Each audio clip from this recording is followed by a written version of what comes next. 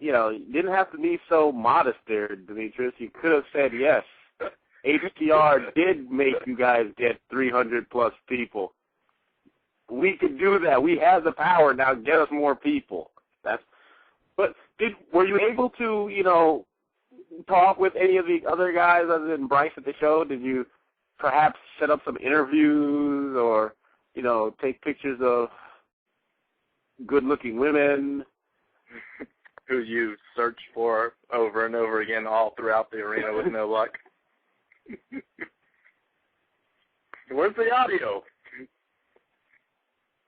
Did Demetrius die? What happened? Did it get sucked up by another Detroit tornado? Did I lose you guys? Oh, there he is. I don't know what happened, man. I was like, hello, hello, hello. I don't know what the heck happened. T-Mobile, what can I say? They talk about stick together. They're going to make me leave. Did you hear the question? No, what was the question? Please repeat it. I was saying that you shouldn't have been so modest to Bryce and told him that, yes, HTR is the reason why they had such a great turnout. You should get more people.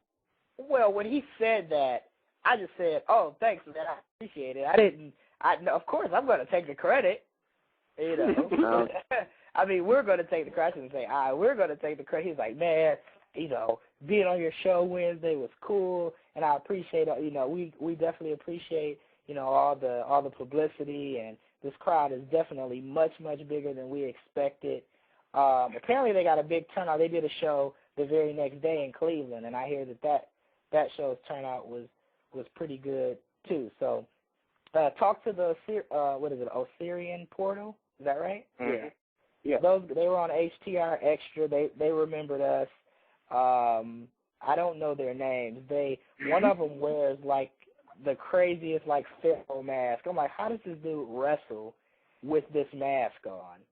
I know it's like it's crazy. But funny thing that he did Saturday, he slid under the table to take a picture with someone, and he got up with like all of this gook on his hands, with it be like nacho cheese. Somebody like spilled their nachos, and he was like totally disgusted by it. But that was pretty funny. What I felt bad about, real quick, guys, I know we got a lot to cover, but Bryan Danielson, he addressed the crowd.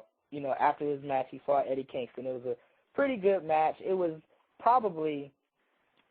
9 matches that night, and it probably was like the third or fourth best match. So, I mean, it wasn't like the greatest match, but it was just cool to see Danielson in the ring. I had never seen him live. So, but he told the crowd, token of appreciation, I'm going to sign autographs. I'm going to take pictures. I'm not going to charge you guys a dime. Although he did have pictures of himself that he was selling for $10 that he would personally put your name on and autograph. Excuse my loud daughter. But when he came out after the show, there was like 4 or 5 tables set up, long tables, and a lot of the wrestlers on the card came out with their pictures. The Syrian Portal had like DVDs from them wrestling in Japan and all around the world and everywhere they've been. And then there was, if you guys read the article, I talked about this trios group called the Soul Touchers, and they were like R-Truth and Men on a Mission, like merged together. Awesome. They came out to Crank That by Soulja Boy, which was just hilarious to me. I was cracking up. And then in the article, I talk about the 2 white guys who were sitting in front of me, like, rapping Crank That, like, word for word. That was even funnier. But their manager, who was like Captain Lou Albano with cornrows and, like, fake platinum chains on, he had a table with their valet. They're like a big, I guess they're like a posse. So it was like the 3 guys who actually wrestled, their manager, and a valet. So it's like 5 of them. And their valet was actually kind of nice looking too. But anyway, they had a table right next to Bryan Danielson. Then next to that guy was the Syrian Portal. And then next to the Syrian Portal was Ultramantis Black, one of the many bugs that wrestled Saturday. So after the show, after the last match, which nobody really paid attention to because everybody was trying to secure a spot in line for Bryan Danielson to come out. As soon as that match ended, the bell rung. It was just like a big rush. You just heard all these people getting out of chairs and lining up.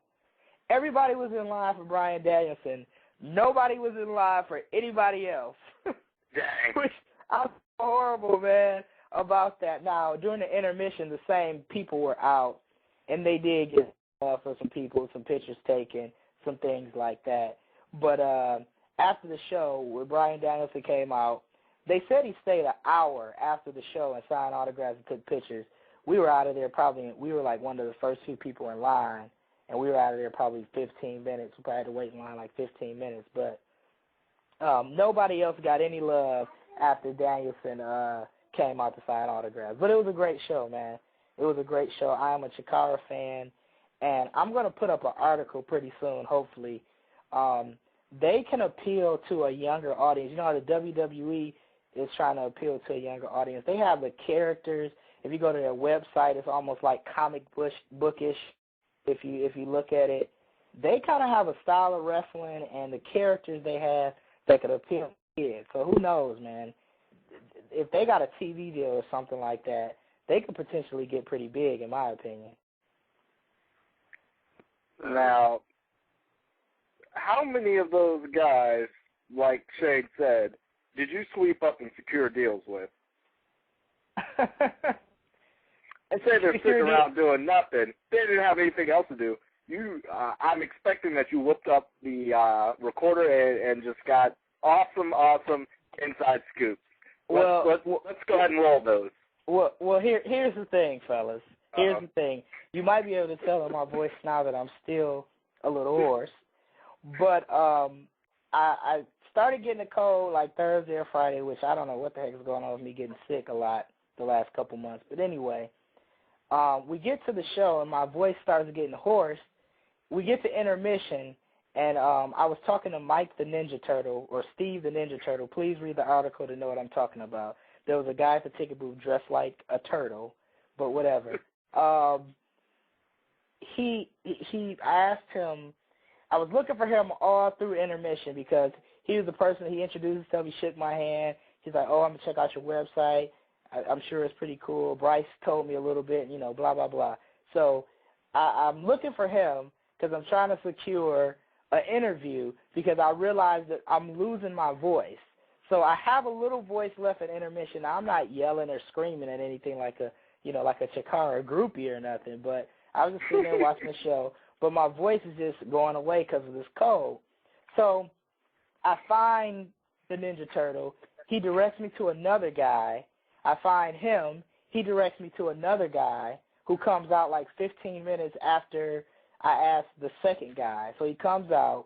He's actually the guy who got us the press pass. But he says, "Oh man, intermission's over in 3 minutes. Do you think you might be able to stick around after the show and get an interview?" I said, "Hey, no problem. Or can you come to Cleveland tomorrow?" I said, "No, I'm not going to Cleveland for an interview." Jeez, you're not that How far away is Cleveland? Cleveland's about 3 hours from Detroit. Oh, that's a day trip.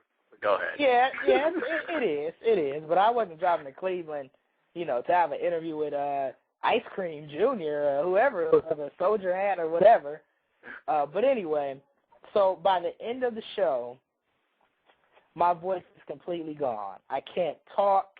I'm whispering. In fact, Little Stokester and I stopped for tacos after the show. He had to order the tacos in the drive-thru because I couldn't talk. So even if I could have interviewed somebody, which I guess in hindsight I probably could have got the kid to do it, but that would have made for an interesting interview. Yeah, we need to do that. It probably would have, but I know Bryan Danielson wasn't granting any interviews. I probably could have got the Syrian Porter to do something, but they've been on the show before. So, I was trying to get somebody, different.